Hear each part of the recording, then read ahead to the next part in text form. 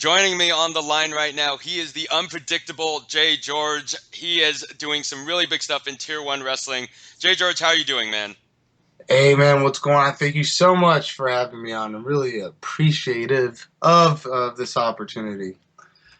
Well, of course, we had this all scheduled through Tier 1 wrestling, but, their first show, their debut show, A New Hope, you weren't too happy not being booked on the show, man. What happened with that? And I'm kind of surprised the way everything kind of panned out and the way I went about handling my business that I would even be given the opportunity to do media for the company. But that just goes to show you, just the impact of my debut, if you will, at Tier One. A bunch of people on the show I saw were booked on there, and it's fine. Look, I'm happy for them; they get a payday. But the fact that they were booked over me was kind of ludicrous.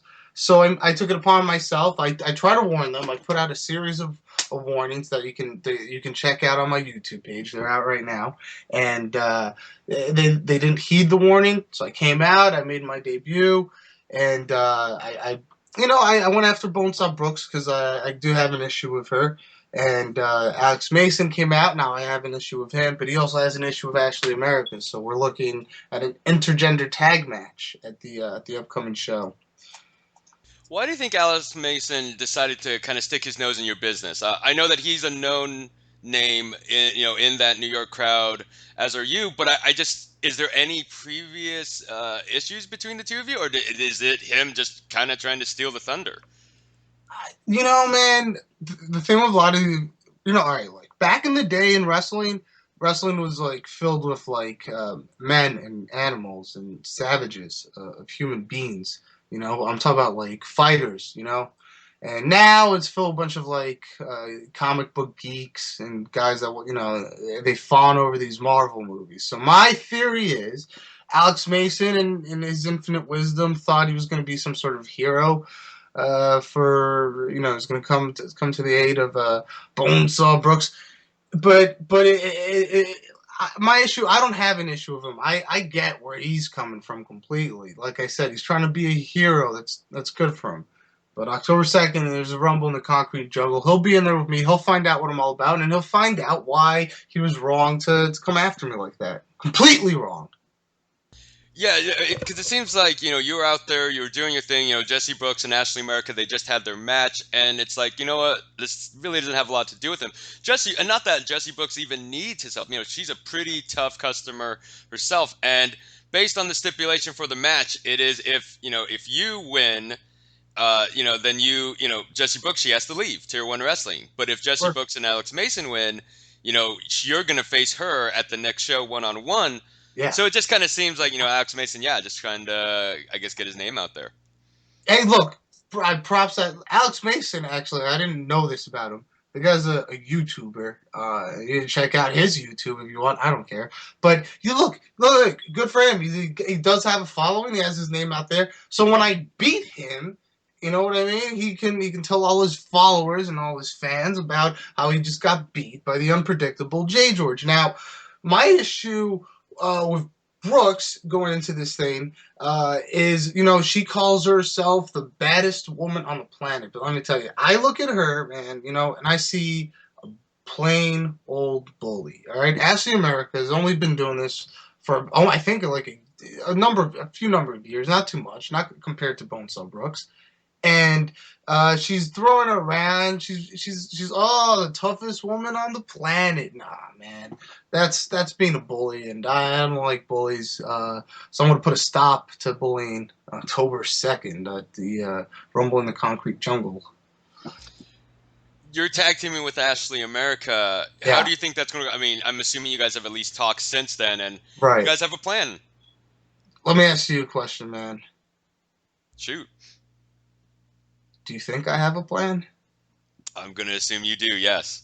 I would hope so, but actually, yeah. Look, man, I've had a plan about how this whole thing. Are you familiar with Kanye West? I mean, I'm sure you Yes, are. I am. He's only the greatest, the only greatest rapper of all time. He when he put out his albums, he knew exactly there was an order to him. He put out College Dropout, right? Graduation, late registration.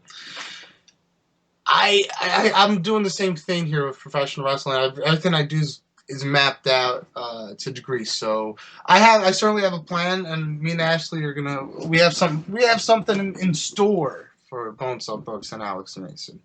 Um, but let me ask you a question. I mean, you were talking to me about earlier about kind of like the rise of intergender wrestling, and what's your take on this particular the idea of this being an intergender matchup?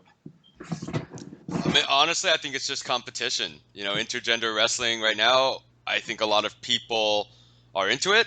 And it's not, and I don't think it's one of those things where it's like, oh, this is just a fad. I mean, because this has been going on for a while in independent wrestling, just small tidbits here and there.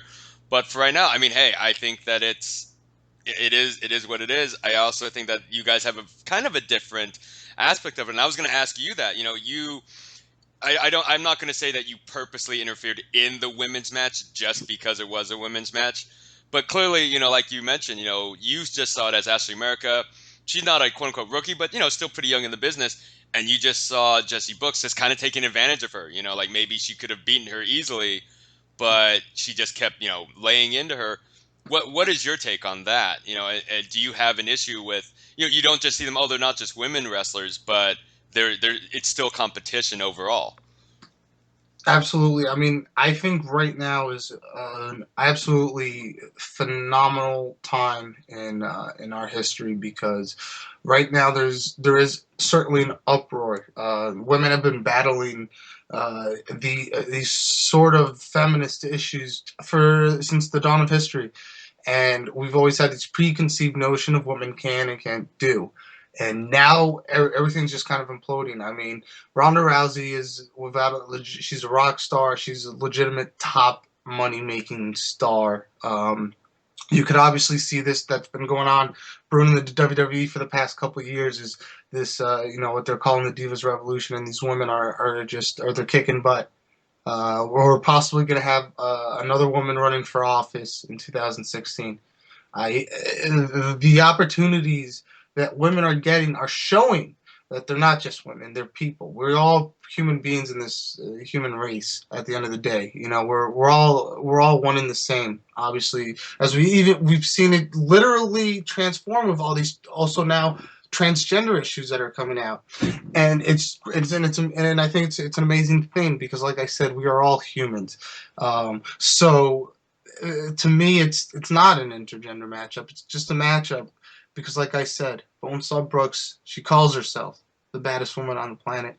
So when I look at her, I see a plain old bully, and my friend, that's my issue with Bonesaw Brooks. It's not the fact that she's a woman or that a woman was booked on the card.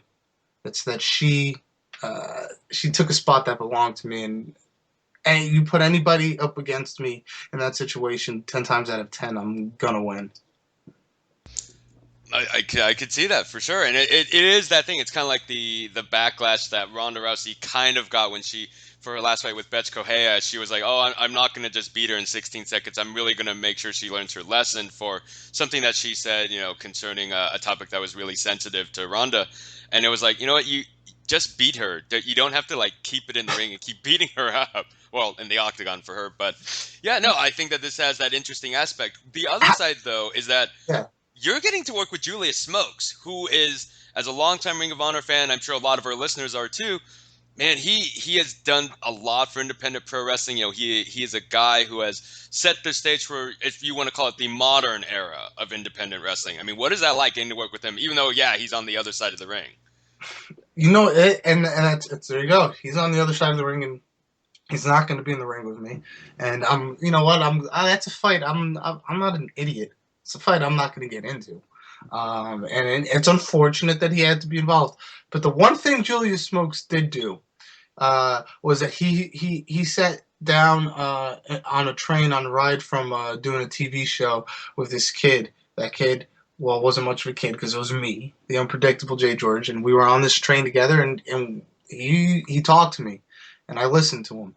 And there were a lot of things to pick up from what he was saying to me because I wasn't just going to let someone like Julius Smokes talk, and not pick out these little gems he's dropping. Because the fact of the matter is, this is a guy that him and and like we were talking about this earlier, me and Rude Boy Riley both came together from Warriors Training Center, and me and him, or we have a close relationship, and the fact that we were both able to share a spotlight moment in a company like Tier One, that's a new hope for wrestling, that's building the blocks again of of what the New York independent scene used to be, and it's companies like Tier One and Warriors of Wrestling that are personifying what the New York independent scene was all about. And the fact that me and Riley got to share that spotlight with the two guys, not just the two guys, but two of the guys that helped build that scene up some 10 odd years ago. That's a huge moment. The fact that I get to work with them, that's a big thing for me. That is what Tier One is all about, because they're building these blocks up. They're building me up to take over New York. But I'm not just going to take over New York. I'm going to take over the world, because that was the plan I always had as a child. So I thank Julius Smokes for being there, and it's going to be unfortunate because he's going to watch his girl get tossed around October 2nd at Rumble in the Jungle.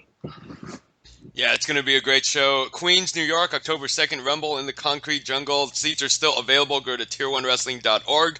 Jay George, we appreciate you coming on the show, man. Before we get out of here, any plugs, social media, where can people follow you at?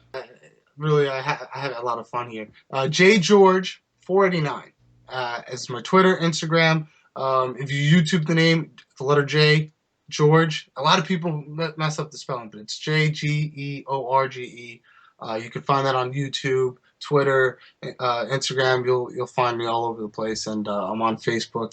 Send me a friend request if you want, I guess. But it's weird when I get friend requests from people I don't have any connection with. But whatever, go do with it what you will.